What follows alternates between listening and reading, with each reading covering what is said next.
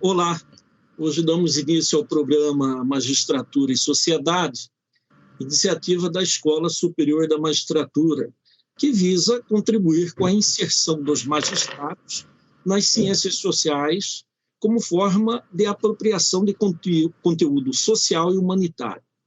Para a nossa estreia, convidamos o professor Clóvis de Barros Filho, e, desculpe o prefixo, é incurriculável, mas brevemente, para um aspecto meramente formal, o professor Clóvis é mestre em Ciência Política pela Universidade de Paris, doutor em Direito pela Sorbonne e em Comunicação pela USP, Universidade de São Paulo.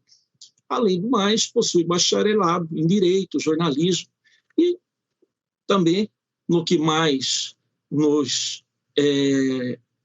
traz a memória, o conhecimento, já que o professor Clóvis é conhecido nacionalmente e internacionalmente, ele é filósofo. Seja bem-vindo, professor. Muito obrigado pelas palavras de acolhimento, uma alegria toda minha estar aqui. Está conosco também o desembargador Marcos Machado. Como vai, desembargador? Inicialmente, eu quero agradecer a você, Gonçalo, que aceitou conduzir esse programa, Magistratura e Sociedade, que está sendo inaugurado hoje e não poderia ser diferente, com uma expectativa imensa, mesmo porque temos um ícone da filosofia, professor Clóvis de Barros Filho, que certamente eu já quero antecipar aqui o convite para que esteja conosco na nossa atividade pedagógica da escola, porque esse programa tem uma finalidade, desenvolver o pensamento crítico do magistrado voltado às ciências afins, filosofia, sociologia, política social, e levar o juiz a uma interação com a sociedade contemporânea a partir dos pressupostos de racionalidade e previsibilidade. O direito, a meu ver, não pode ser visto fora ou desvencilhado da realidade social. E é nesse contexto de ética funcional, de respeito à alteridade, que nós queremos trazer, professor, os principais temas que são muito caros ao Estado de Direito, que assolam a sociedade civil, tais como violência de todas as formas, juvenicídio, feminicídio, tortura, pedofilia, estupro, dependência de cocaína e uso de cannabis, racismo, discriminação, vulnerabilidade, desigualdade, inclusão, exclusão social, diversidade sexual, homofobia, sustentabilidade, preservação e conservação do meio ambiente, consumismo, expansão agrícola, segurança alimentar, acesso à saúde e probidade. Então, nós queremos aqui resgatar e maturar o novo normal, as reflexões conduzidas por mentes incomuns, como a do senhor, e trazer, nesse contexto, um crescimento intelectual dos nossos magistrados. Nós temos vocacionados, nós temos magistrados que, infelizmente, se enquadram numa realidade apenas de prestadores de serviço público, sem envolvimento, sem comprometimento. E o que a escola visa é a inclusão nesse ideal. É óbvio que nós não vamos buscar e nem acreditamos na unanimidade, mas nós vamos buscar, certamente, alcançar o máximo de magistrados possíveis dentro do nosso quadro funcional. E esse é o nosso desejo, a partir desse programa, que se repetirá em edições mensais. E nós contamos não só com a participação do senhor nesse momento, mas com a orientação, com a participação, para que nós possamos engrandecer o conhecimento, mesmo porque, iniciado essa discussão, esse programa com o senhor, certamente nós vamos alcançar esse desiderato. Muito obrigado pela presença e eu espero que nós possamos conviver mais. Parabenizo também a nossa equipe que está conosco, da comunicação do tribunal, e vou aqui a ser um espectador. Professor Clóvis, Mais uma vez, prazer em tê-lo conosco. Então, vai aqui a primeira indagação do programa Magistratura e Sociedade, e pelo tema do próprio programa, teria que ser esta. Qual a contribuição, professor, na visão do senhor, que as ciências sociais e humanas possam dar à atividade do magistrado? Bem, eu, pela minha formação inicial na Faculdade de Direito, eu terminei um curso de 5 anos e esse curso de 5 anos, ele, em alguns momentos, me permitiu olhar o direito a partir de um ponto que lhe é exterior, né? Ele acaba se convertendo num fenômeno, num objeto de investigação, que poderá ter um olhar da sociologia, da antropologia, um olhar, enfim, da história, né? Esse olhar exterior, esse olhar que é o olhar proporcionado por outras ciências e que tem o direito por objeto, esse olhar, ele é, a meu ver, extremamente importante e necessário para todo profissional do direito, não só para o magistrado, mas para qualquer profissional do direito. E eu me explico.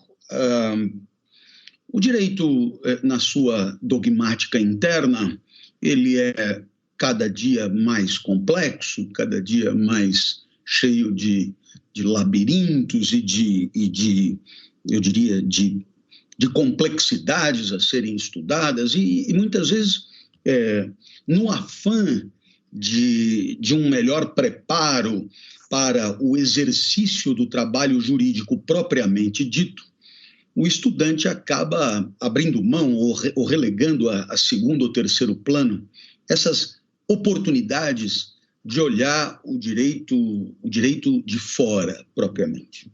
E é claro que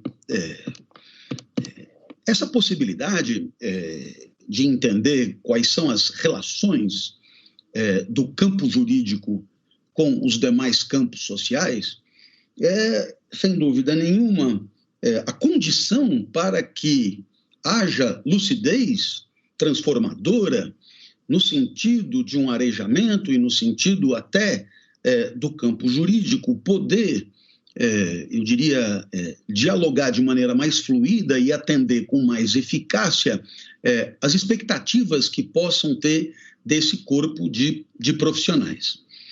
Se o profissional do direito, ele, de quando eu estudei para agora, uma nomenclatura curiosa, entrou no jargão jurídico, que é o de aplicador do direito,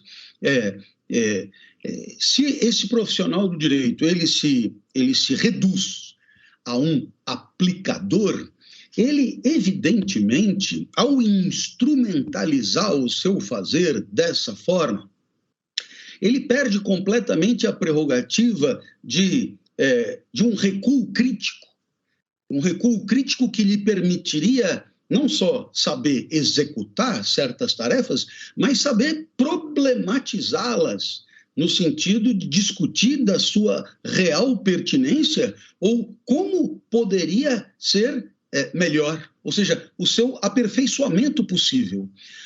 A possibilidade de um olhar crítico é condição desse aperfeiçoamento. Caso contrário, ficaríamos na mera reprodução de práticas. E isso provavelmente é inadequado se considerarmos que o direito hoje tem que dar conta de uma sociedade em transformação acelerada, como nunca antes ocorreu, uma sociedade, eu diria, de contornos cada vez mais imprecisos, uma sociedade cada vez mais imprevisível e portanto, o direito se vê, de certa forma, confrontado a certas necessidades de definição do que é justo e do que é injusto em situações que ontem não existiam. Ora, se o profissional do direito se reduz a um mero aplicador, a um mero repetidor de práticas, ele está de ofício desautorizado e desapetrechado para essa reflexão crítica. E é por isso que eu penso que o estudo das ciências humanas naquilo que elas resvalam no fenômeno jurídico é muito condição de lucidez no exercício dessas próprias práticas.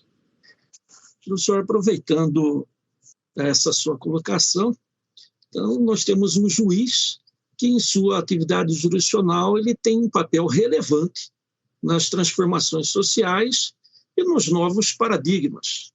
Esse é o papel do juiz moderno, do juiz do seu tempo. Agora, para isso, precisa de uma certa rebeldia? Eu, então, considero que toda reflexão crítica ela implica algum tipo de denúncia de inadequação e, portanto, do ponto de vista sociológico, isso pode se traduzir numa postura povoado por agentes do direito, que vivem do direito e para o direito. E esses agentes estão em disputa por certos troféus específicos desse campo, que eles não têm todos o mesmo capital jurídico, eles não têm todos os mesmos recursos para alcançar esses troféus, e que eles implementam estratégias de conservação do poder de que dispõem, né? E aqui eu estou me servindo do jargão do professor Bourdieu, que estuda a sociedade a partir de campos sociais e que dedicou ao direito um belíssimo artigo intitulado A Força do Direito, publicado em português num livro intitulado O Poder Simbólico. E nesse artigo, A Força do Direito, Bourdieu justamente comenta de que maneira o campo jurídico extremamente estruturado nas diversas sociedades consegue, através dos seus processos de socialização, consegue interiorizar uma espécie de hábitos jurídico, ou seja, de um certo entendimento a respeito do mundo que se naturaliza, que se converte em obviedade, que se converte em evidência, dificultando muitas vezes a postura crítica e, portanto, subversiva. Daí a sua forte componente de estabilidade, né, em relação a outros campos, como o publicitário, o jornalístico, os outros campos de produção cultural, etc. Então, nesse sentido, eu concordo com a pergunta no sentido de que novos paradigmas de entendimento do mundo trazidos para o direito costumam ser acompanhados de uma estratégia no aquilo que o senhor chamou de uma rebeldia, né, no interior do campo. E, claro, como toda rebeldia, será atacada por aqueles que hoje ocupam postos de dominação, ocupam posições de dominação, e provavelmente será aplaudida por aqueles que pretendem uma redistribuição do capital específico no interior do campo.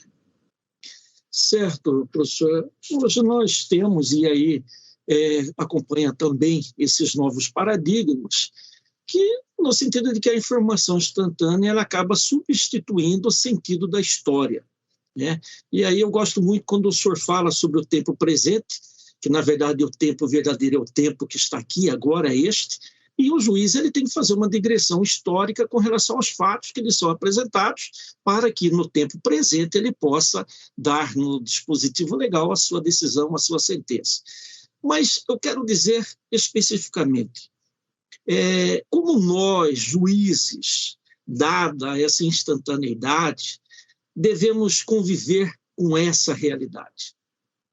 Num primeiro momento, eu diria, né, trazendo o livro 11 das Confissões de Agostinho em nosso socorro, né, eu diria que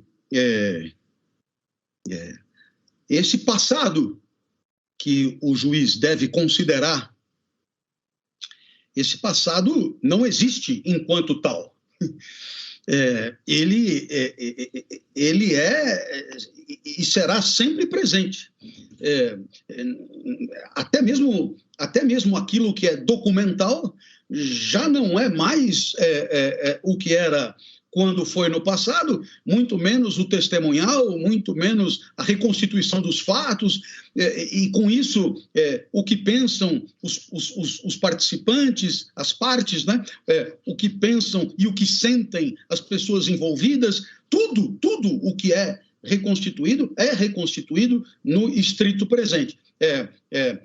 O passado é uma construção operada pelo corpo e a alma do presente.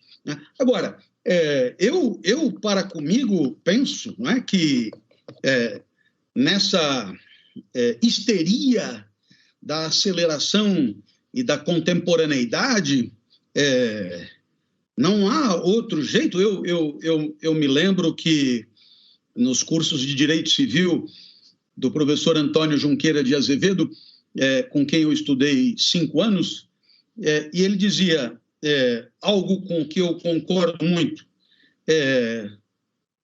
O direito ele não pode estar junto. O direito ele não pode estar junto. Né? Ele, por definição, ele não pode estar junto. Né?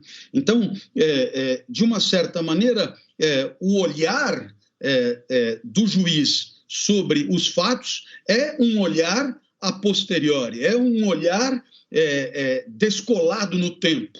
É um olhar que vem depois, não é?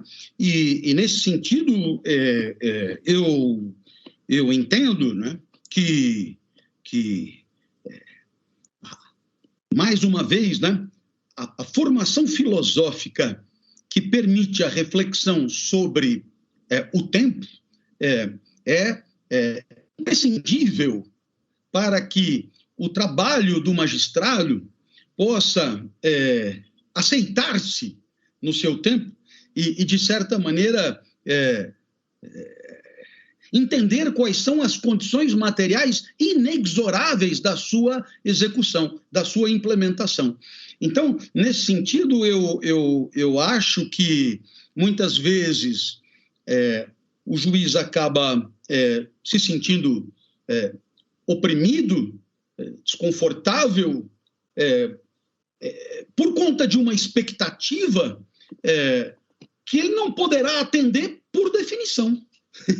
Ele não poderá atender por definição. Em outras palavras, quem julga não pode ser contemporâneo. Quem julga um fato não pode julgá-lo contemporaneamente ao fato.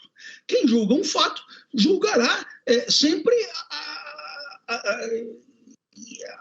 depois. E, claro, com todas as consequências que necessariamente isso significa. Quer dizer, aquilo que vem depois vem no seu presente, né? Que não é o presente do fato, mas é o seu presente. E, portanto, todo tipo de avaliação jurídica deverá ser feita num presente descolado da tal da fatuidade e que isso seja assumido como tal, né? Quer dizer, que não se pretenda essa tal de... é gozado como na filosofia a gente não consegue ter nenhuma verdade, no direito tem umas 4 ou 5, né? Mas essa tal de verdade material, né? Ela já encontra nesse problema cronológico já uma dificuldade importante. Então, quer dizer, se eu diria que com o jornalismo acontece alguma coisa parecida, né? Quer dizer, o jornalista fala de objetividade e tal, mas é claro que o que ele faz é uma reconstrução a posteriori daquilo que ocorreu, uma pretensão eu diria, de contemporaneidade em relação aos fatos, objetividade, de simultaneidade, em relação a esses fatos, mais haverá essa angústia da impossibilidade. Então, que seja mais fácil uma espécie de aceitação das reais condições de produção do discurso jurídico, que são sempre outras, são sempre, eu diria, decalei, como dizem os franceses, ser deslocada no tempo. Com tudo o que isso significa, a avaliação, ela se dê em um outro momento temporal e, portanto, com todas as consequências que esse descolamento exige considerar. Ótimo, professor. Assim, aproveitando dessa resposta e ainda insistindo no tema com relação à própria instantaneidade, o próprio tempo do juiz, nós sabemos que hoje a vida e a política, de uma forma geral, ela está judicializada. Como o senhor vê o magistrado nesse contexto recebendo todas essas demandas, não só na vida cotidiana, como também da política?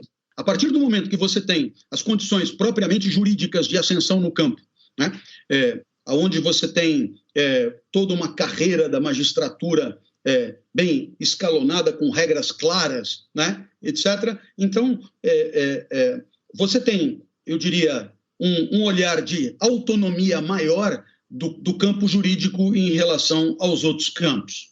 Curiosamente, no topo da hierarquia, a forma de constituição acaba, de certa forma, eu diria, sendo subvertida pela presença de agentes que não são propriamente do campo e que são definidores da sua Constituição.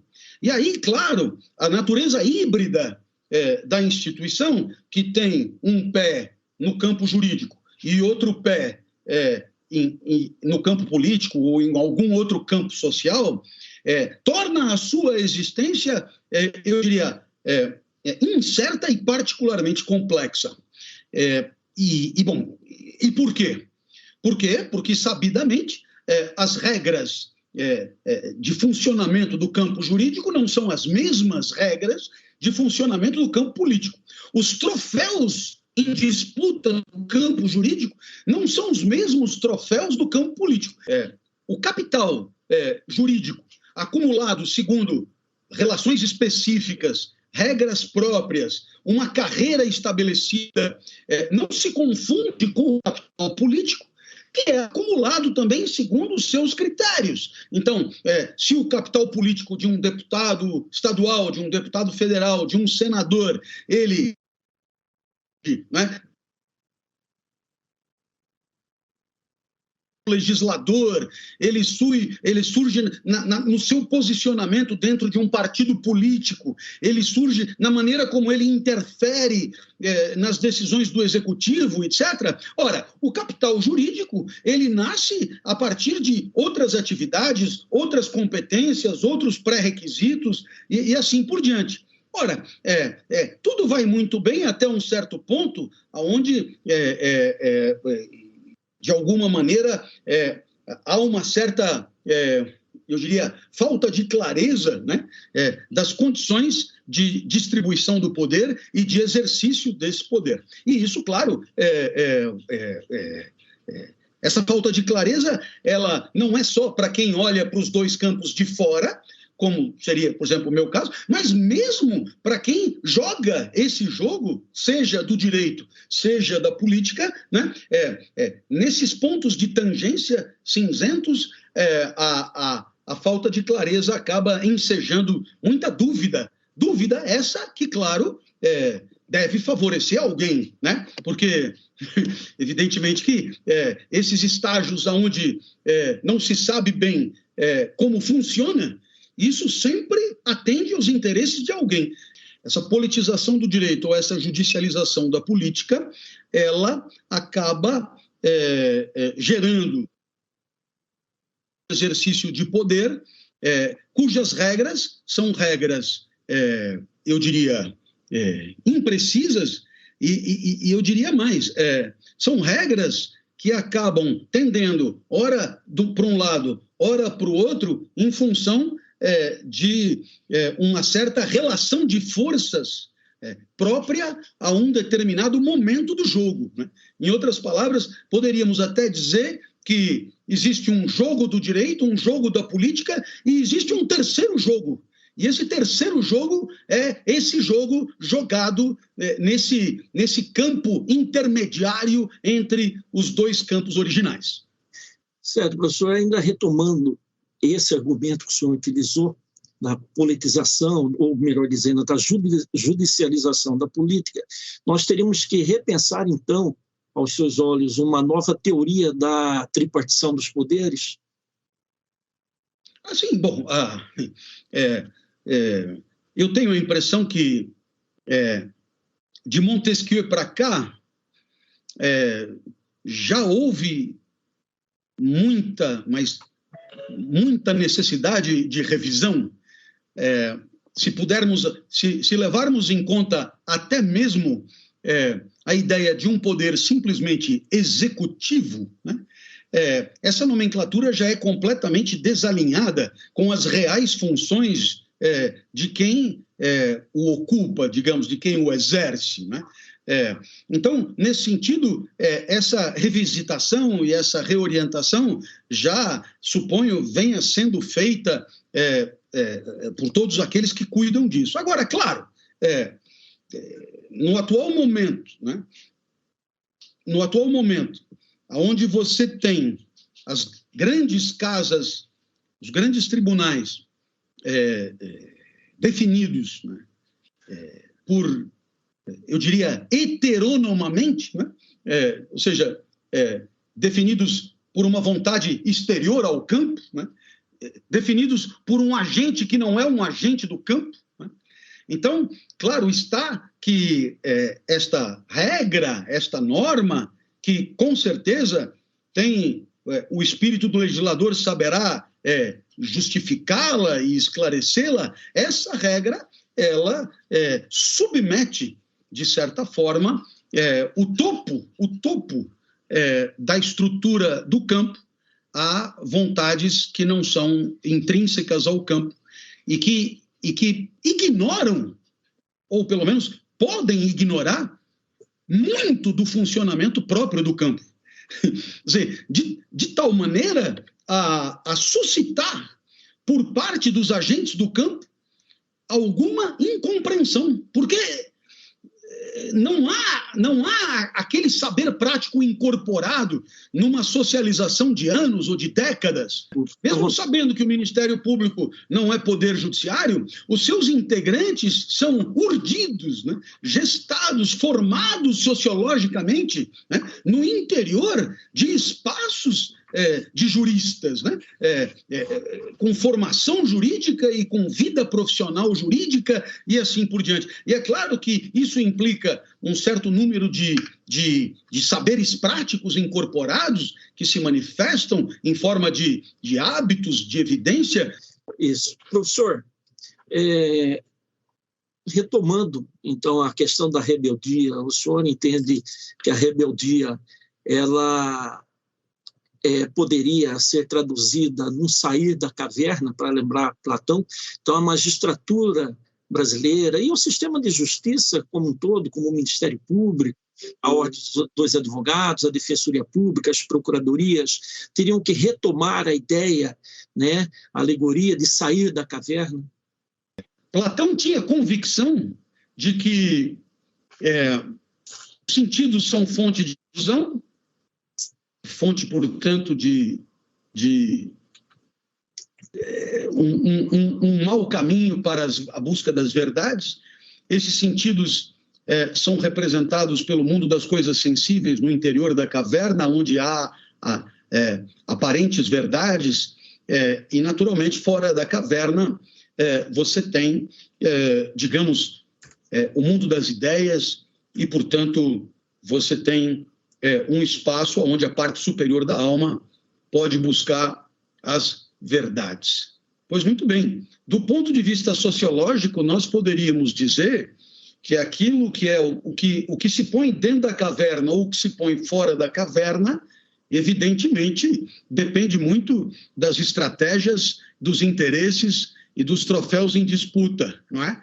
Então, nesse sentido, nada mais normal, não é, para quem pretende subverter a estrutura de um campo do que chamar os dominantes desse campo, né, de escravos no interior da caverna que nunca entenderam nada, e chamar, digamos, os alternativos, os progressistas, os visionários, os idealistas, né, esses que conseguiram se soltar de dentro da caverna e sair para buscar, eu diria, um entendimento mais lúcido, mais profícuo, mais aberto, mais arejado e assim por diante. Naturalmente que, se você der a palavra aos outros, provavelmente eles inverterão os papéis e colocarão quem estava fora da caverna dentro e quem estava dentro da caverna do lado de fora, não é? Porque, no final das contas, aquilo que pensamos, aquilo que defendemos,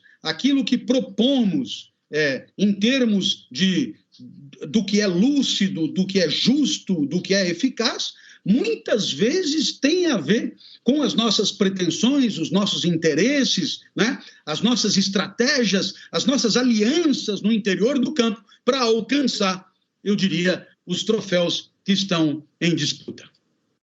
Ótimo, professor. Aproveitando essa mesma pergunta, mas num outro sentido, com outro norte, talvez, nós sabemos que é dever do magistrado, dever constitucional, inclusive, a imparcialidade.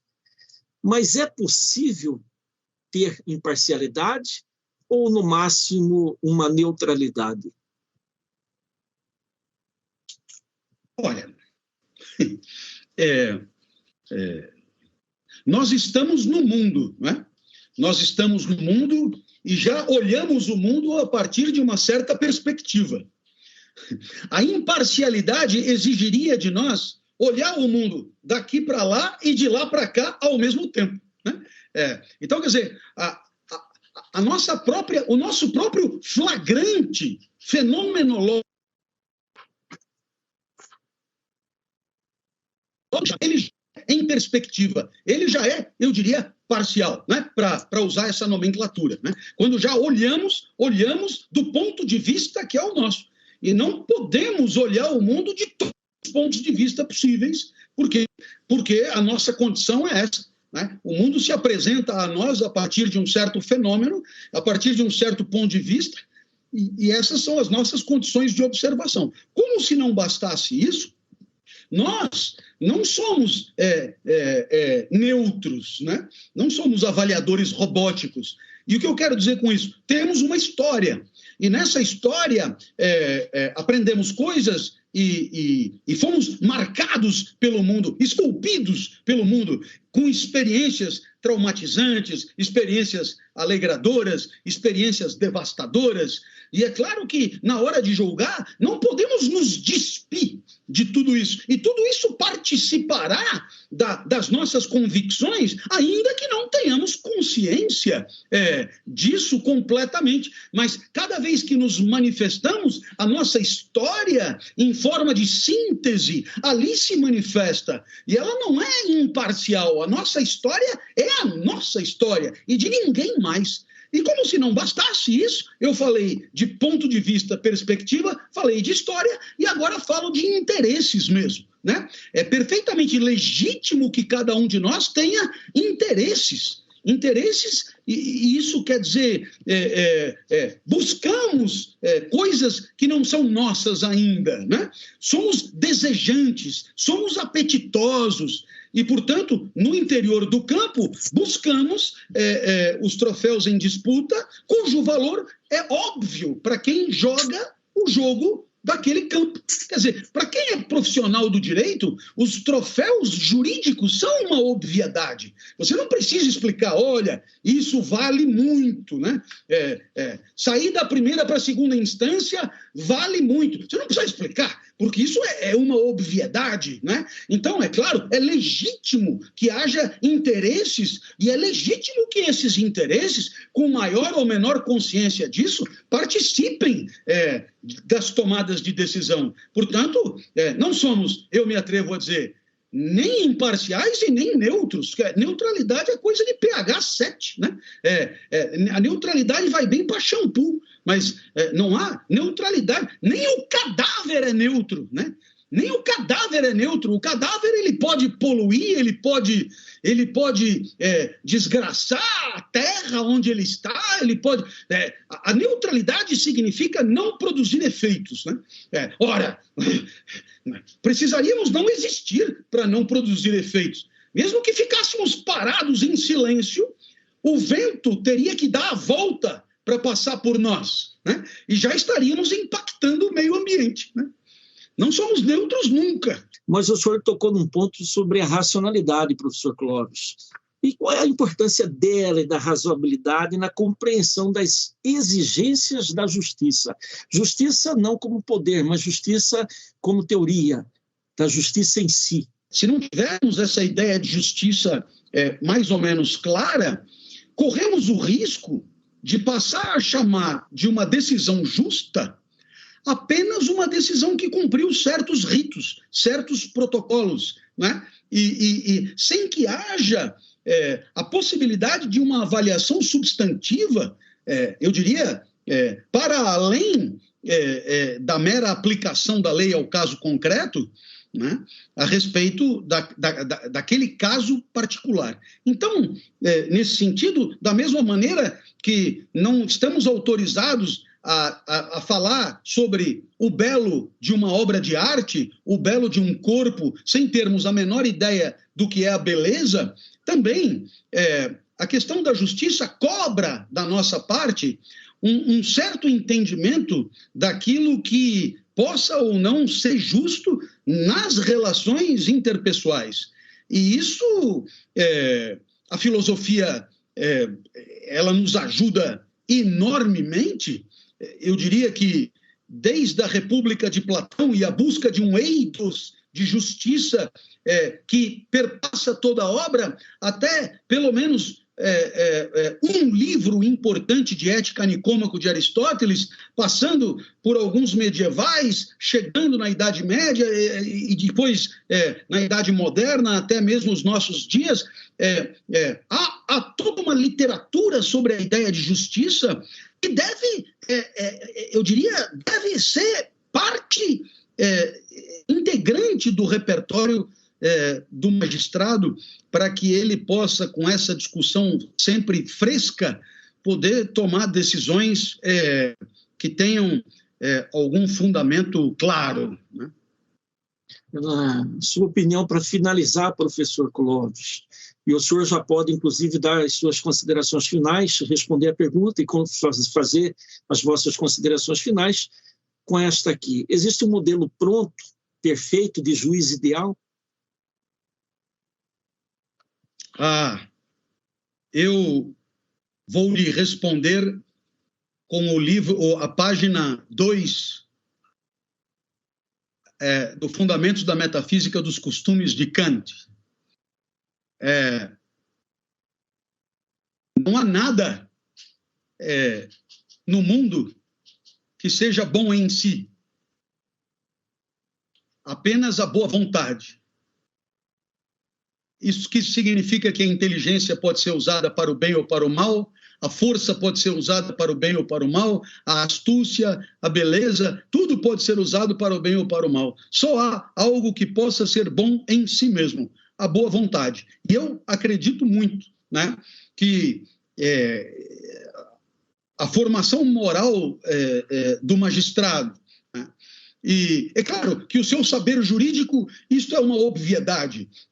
As condições de acesso à profissão são rigorosíssimas, portanto, todos têm um saber jurídico muito destacado, razão pela qual eu excluo essa variável por considerá-la óbvia, né? Mas eu acredito que a formação moral virtuosa mesmo do magistrado é o que poderá ser a pedra de toque da excelência do seu fazer jurisdicional. Eu me sinto muito honrado pelo convite, eu me sinto muito honrado pelo brilho das perguntas, pela excelência dos questionamentos, eu me sinto muito feliz pelo convite do desembargador Marcos Machado e estarei sempre às ordens para que a Escola da Magistratura possa alcançar seus objetivos nesse diálogo com a academia, em busca de um arejamento e de novos olhares para o fazer da jurisdição. Então, muito obrigado. Professor Clóvis de Barros Filho, muito obrigado. Nós temos aqui hoje um encontro de apelidos de família, né? Gonçalo de Barros Neto. E eu acredito que, juntos, nós iniciamos aqui a modelação da nossa escola, a ESMAG de Mato Grosso, como um local de capacitação e aperfeiçoamento, de aprimoramento de virtudes, de maturidade intelectual e emocional, de expressão do que pensamos, de dialeticidade, do pensar contrário e do pensar alternativo, onde se falam verdades silenciadas, nas quais intimamente se acredita, onde se aprende a expor e não a impor. Então, nossos agradecimentos, como disse o Dr. Gonçalo, nós o esperamos em outra oportunidade, cursos, palestras, mesas redondas, debate, inclusive, professor, a orientação de colegas da academia, que o senhor possa também trazer, nos recomendar para engrandecer esse programa que se inaugura hoje. Um prazer imenso conhecê-lo e eu espero que nós possamos tê-lo presencialmente. A você, Gonçalo, parabéns, muito obrigado. São perguntas que nós temos um desejo de respostas e muito bem lançadas por você. Agradeço também a toda a equipe da comunicação social do Tribunal de Justiça de Mato Grosso. Obrigado, professor Clóvis. Obrigado, amigos e amigas do programa Magistratura e Sociedade, que estiveram conosco e esperamos tê-los conosco nos próximos eventos.